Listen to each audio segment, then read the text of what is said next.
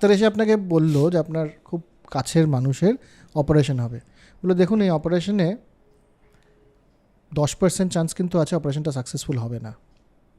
Generally তো দুশ্চিন্তায় পড়ে যাবে মানুষ। আর যদি ডাক্তার এসে এটা না বলে এটা বলে যে 90% চান্স কিন্তু ঠিক হয়ে যাবেন উনি, দুটোর মানে কি এক?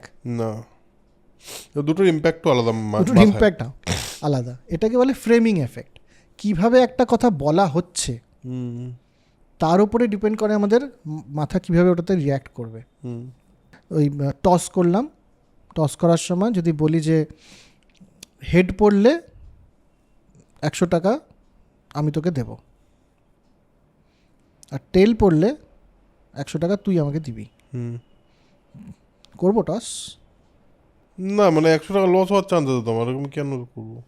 পেতেও তো পারো বাবা 100 টাকা। হ্যাঁ, তো এতে রিস্কে গেলাম না, তোর 100 টাকা আমার তোর কাছে থাকলো, আমার 100 টাকা আমার কাছে থাকলো, বিন্দাস। যদি বলি যে হেড যদি পড়ে তাহলে আমি তোকে 200 টাকা দেবো, টেল যদি পড়ে তাহলে তুই আমাকে 100 টাকা দিবি, তাহলে লোভ বলে একটা জিনিসে আপনি খোঁচা মারছেন, সেটা ওটা ভালো হচ্ছে না। হ্যাঁ, তা অবশ্যই বলবো হয়তো, হ্যাঁ, যে হ্যাঁ করতে পারি। সেম জিনিসের জন্যে, সেম অ্যামাউন্টের জন্যে বা সেম ইম্প্যাক্টের জন্যে লস ব্যাপারটাতে মানুষ বেশি রেসপন্ড করে গেইনের থেকে।